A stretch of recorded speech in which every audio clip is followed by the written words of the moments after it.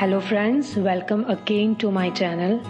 आज का जो टॉपिक है वो आप काफ़ी रिलेट कर पाओगे।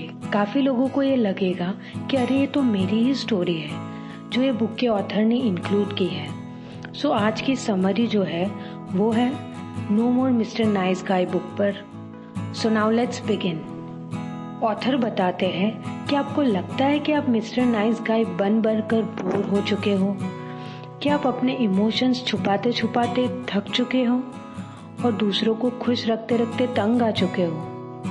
आपके मन में भी अगर इस तरह के क्वेश्चंस आ रहे हैं तो ये बुक आपको सिखाएगी कि कैसे अपने नाइस गाय सिंड्रोम को हैंडल किया जाए और किसी भी रिलेशन या रिलेशनशिप को इम्प्रूव किया जाए। ये समरी आपको एक बेटर, स्ट्रॉन्गर और पहले से ज़्यादा फुलफिल्ड पर्सन बना सकती है।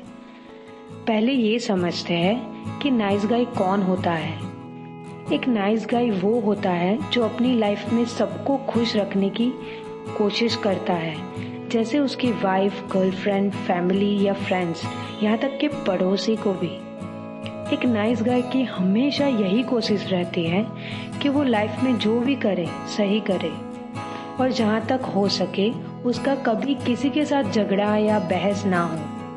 इस तरह के लोग उम्मीद करते हैं कि उनकी अच्छाई, केयरिंग नेचर के बदले लोग उन्हें इसी में खुशी मिलेगी और बदले में उन्हें वही मिलेगा। क्या आप भी एक नाइस गाय हैं? अगर हाँ, तो अब टाइम आ गया है कि अपने इस नाइस गाय सिंड्रोम का हमेशा के लिए इलाज कर दिया जाए, क्योंकि हर वक्त दूसरों को खुश रखने वाला कभी खुश नहीं रह पाता।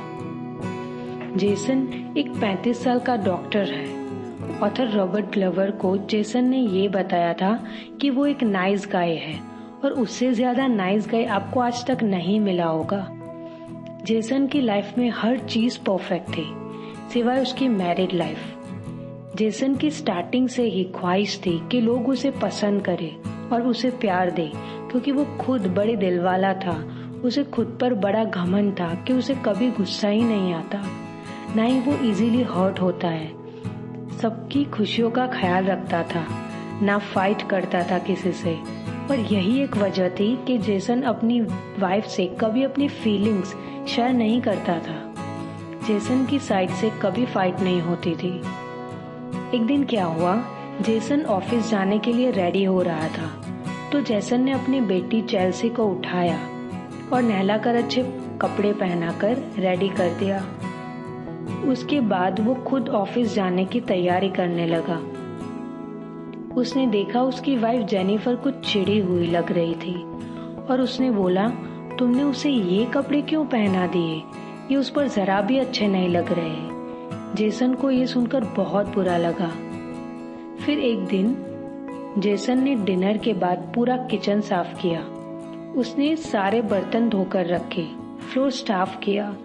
उसने सोचा आज तो जेनिफर खुश हो जाएगी, पर ये क्या, जैसे ही जेनिफर किचन में आई उसने कहा, तुमने काउंटर साफ क्यों नहीं किए? जेसन अभी क्लीनिंग कर ही रहा था कि जेनिफर ने उसे टोक दिया। उसकी तारीफ करने के बजाय उल्टा उसे डांट दिया। डॉक्टर रॉबर्ट अपनी लाइफ में ऐसे कई लोगों से मिले हैं जिनसे ये एक स्टोरी जेसन की थी। एक अच्छा भला पर्सन नाइस गाय कैसे बन जाता है, कैसे वो अपनी फीलिंग्स और रिस्पेक्ट भूलकर दूसरों की खुशामद कर सकता है, कैसे कोई हर बात के लिए दूसरों पर डिपेंड रह सकता है और दूसरों की खुशी के लिए अपनी जरूरतों और फीलिंग्स की कुर्बानी देता रहेगा।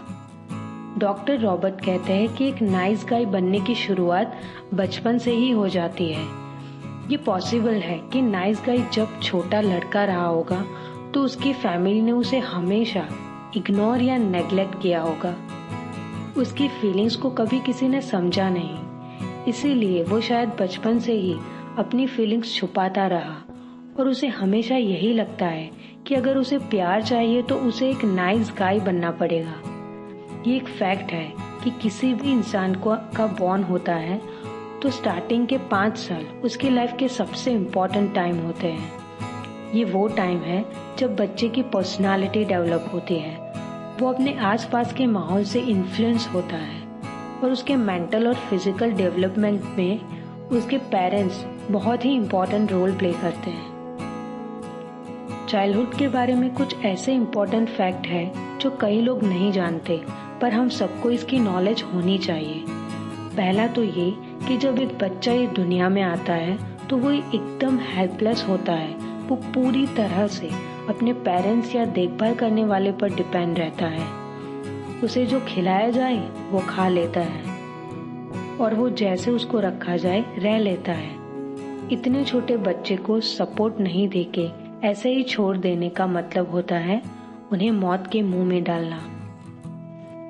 लेकिन छोटे बच्चे ईगो सेंटर्ड भी होते हैं। मीन्स उन्हें लगता है कि जो कुछ उनके साथ हो रहा है वो उनकी ही गलती है। अगर कोई उनके साथ बुरा बिहेवियर भी करेगा तो वो उसका स्टैंड नहीं लेगा, क्योंकि उनमें इतनी समझ नहीं होती। ऐसे में अगर कोई उन्हें इग्नोर या नेग्लेक्ट करे तो भी उनको यही लगेगा कि वो उनकी गलती है। एक बच्चे की लाइफ में कई ऐसे मौके आते हैं जब उसे लगता है कि उसे अकेला छोड़ दिया गया है। वो बेचारा भूख से तड़प रहा होगा पर कोई उसे खाना नहीं देगा। वो रोता है पर उसे चुप नहीं कराएगा कोई, क्योंकि ये कुछ पेरेंट्स तो बन जाते हैं पर उन्हें अपने बच्चों की कद्र नहीं होती। मोस्ट ऑफ द टाइम ऐसे पेरेंट्स अपने बच्चों को इग्नोर करते हैं और उन्हें बात बात पर डांटते हैं, सबके सामने इंसल्ट करते हैं, मारते हैं, छोटी छोटी बात पर बुरी तरह पनिश करते हैं। कुछ पेरेंट्स, कई बार ऐसे भी पेरेंट्स होते हैं जो अपने बच्चों को बहुत देर तक अकेला छोड़कर अपने काम से कहीं निकल जाते हैं। तो ये सभी बातों को सीरियसली लेकर समझना चाहिए एंड ये सभी चीज ना हो उसकी रिस्पॉन्सिबिलिटी हर पेरेंट्स की है।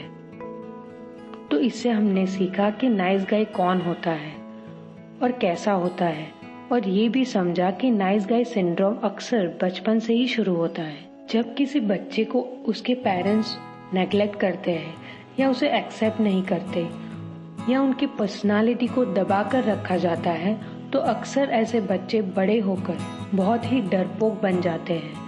ऐसे लोग अपने डिसीजंस कभी खुद नहीं ले पाते हैं और हर बात के लिए दूसरों का मुंह देखते हैं। उनकी अपनी कोई इंडिपेंडेंट पर्सनालिटी नहीं बन पाती। ये जिंदगी भर दूसरों को खुश करने और उनकी हाँ में हाँ मिलाने की कोशिश करते हैं।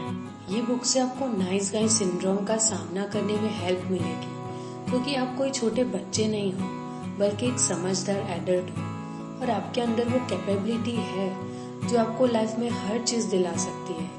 इसीलिए अब आपको डरने, सैड या गिल्टी होने की जरूरत नहीं है। खुद पर प्राउड फील करो और लाइफ में जो आपका मन करे वो करो। हम सब love, happiness and success deserve करते हैं। सो जो कुछ भी सीखा उसे अपनी लाइफ में अप्लाई करो और अपने अंदर छुपे हुए एक नए पर्सन को वेलकम करो। तो ये तो थे ऑथर के thoughts.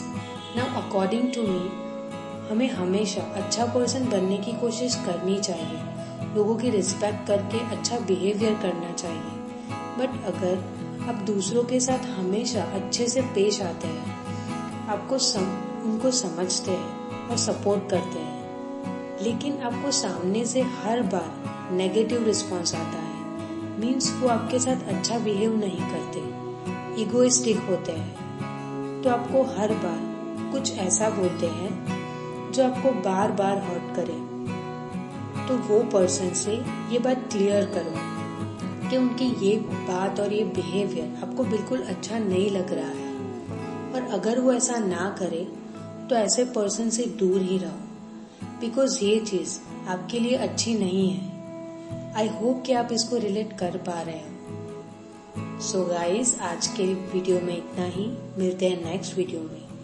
Thank you so much for watching my video and you know that कि ये चैनल शुरू करने का मेरा एक पर्पज है, यूथ लेट्स रीड। एंड इसको सक्सेसफुल करने के लिए मेरी ये चैनल को सब्सक्राइब कर ले अगर अभी तक नहीं किया हो तो।